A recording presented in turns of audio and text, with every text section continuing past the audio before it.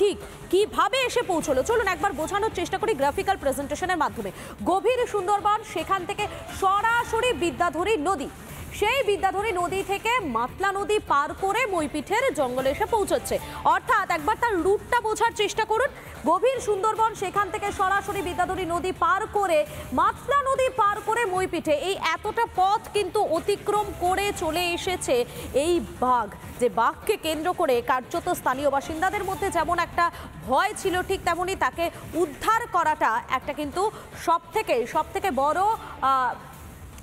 বড় প্রশ্ন ছিল যে এই বাঘ কিভাবে এসে পড়েছে। সেই ছবিটা আপনাদেরকে দেখালাম। আর এবারে দেখুন, যখন বাঘ এসে পড়েছিল মইপিঠে, গতকালকে সারাদিন ধরে কি হুলুস কাণ্ড সেটা আপনাদেরকে দেখিয়েছি আমরা। একেবারে বাঘকে ধরার জন্য বনকর্মীরা রীতিমতো সেখানে তারা চলে গিয়েছিলেন এবং সেখানে যাওয়ার পরে সেখান থেকে কিন্তু তাকে উদ্ধার করার চেষ্টা করা হয়েছিল, কিন্তু উদ্ধার করা তো দূরের কথা, এক বনকর্মী বাঘের মুখে পড়ে যায়, যার ফলে অন্যান্য যারা বনকর্মীরা ছিলেন তারা লাঠি নিয়ে কার্যত বাঘের গায়ে আঘাত করেছিলেন এবং তারপরে আজ সকালে কিন্তু আমরা দেখতে পেয়েছি বাঘকে বাগে আনা সম্ভব হয়েছে। আমরা যেমন এদিকে নজর রাখছি, লাগাতার মইপিঠের দিকে নজর রাখছি, ঠিক তেমনি আমাদেরকে নজর রাখতে হবে শহর কলকাতার দিকেও, কেননা শহর কলকাতাতেও পর অগ্নিকাণ্ড।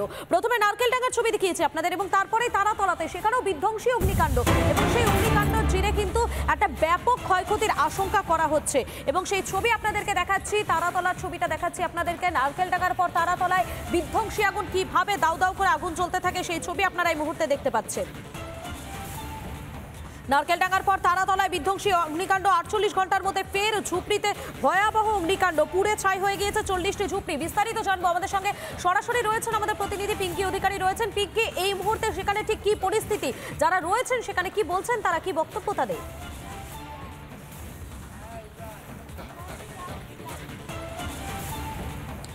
দেখো, নারকেলডাঙ্গার রেশ কাটতে না কাটতে ফের কিন্তু এই সিপিটি কলোনি, অর্থাৎ তারাতলা সিপিটি কলোনিতে আগুন। গতকাল বিধ্বংসী আগুন দেখতে পাওয়া যায়। প্রথমে যারা স্থানীয়রা ছিলেন তারা চেষ্টা করেন আগুন নেভানোর জন্য, কিন্তু তারপর 7:15 নাগাদ দমকলের কাছে খবর যায় এবং দমকলের কর্মীরা এসে আগুন প্রাথমিকভাবে নিয়ন্ত্রণ করে। তুমি দেখতে পাচ্ছ এখনো পর্যন্ত যারা স্থানীয় রয়েছেন, যাদের ঝুপড়ি 40টিরও বেশি ঝুপড়ি পুড়ে গিয়েছে, তারা চেষ্টা করছেন যেটুকু সম্বল রয়েছে সেগুলোকে অন্তত যদি গড়ানো যায়, কারণ যে কটা বস্তি বা বসতি ছিল, যে কটা বাড়ি ছিল ঝুপড়ি, সেগুলো পুড়ে ছাই হয়ে গিয়েছে। এখন শুধু কালো আস্তরণ পড়ে রয়েছে। দিদি, আপনাদের এখানে বাড়ি ছিল? হ্যাঁ। কখন আগুন লাগলো জানতে পারলেন? কখন আপনারা ঘরে ছিলেন? ঘরে ছিল, সেই সময় জানতে পারিনি কি করে আগুন লাগলো। আপনারা তখন বেরিয়েছেন? হ্যাঁ, বাস জানটা শরীরটা যেটা আছে ওইটাই বাসা থেকে আর কিছু না পারি। কিছু বার করতে পেরেছেন? কোনো অ্যাটলিস্ট কোনো ডকুমেন্টস বা যে অবস্থা আপনি দেখছেন, যে অবস্থা দেখছেন কিছু বার করতে পারেননি আপনাদের? সব যা অবস্থায় দেখছেন আমাকে। এটা কি আপনাদের একমাত্র বাড়ি ছিল? এখানেই থাকতেন একমাত্র বাড়ি? আর কোথাও থাকার মানে থাকছেন কোথায়? যাবেন কোথায়? আর কি করবো, কোথায় যাবো, দেখি কি করে যাবো। কোনো ক্ষতিপূরণের কথা সরকারের তরফে বলা হয়েছে? গতকাল ববিহাট বলা হয়েছে, কালকে এসেছিলেন আমাদের মেয়র, এসেছিলেন, এসে আমাদেরকে বলে গেছেন। থাকা খাওয়া এসব কোথায় করছেন, কোন জায়গায়? এখানেই করেছিলেন ওনারা, বলে এটা যথেষ্ট বড় একটা ক্ষতি, কারণ এইরকমভাবে এতগুলো বাড়ি পুড়ে যাওয়া, কতগুলো পরিবার ঘর হারিয়েছে, কতগুলো পরিবার থাকতো এই ঝুপড়িতে?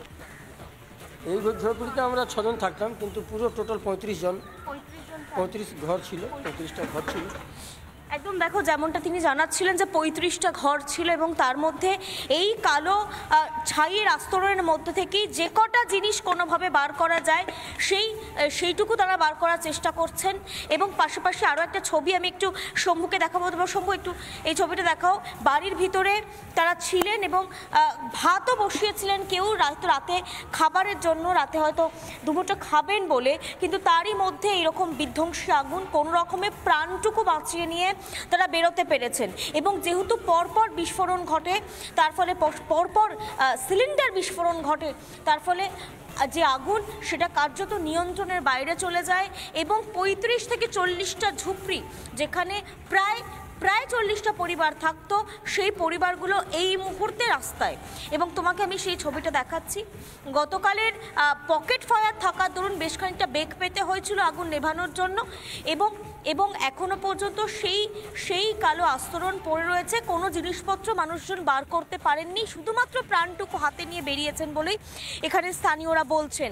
এই খবরে থাকবো, এই খবর নিয়ে ফিরবো। তবে নানা ধরনের কন্টেন্ট দেখার জন্য লাইক করুন, শেয়ার করুন আমাদের ফেসবুক পেজ, সাবস্ক্রাইব করুন আমাদের ইউটিউব চ্যানেল।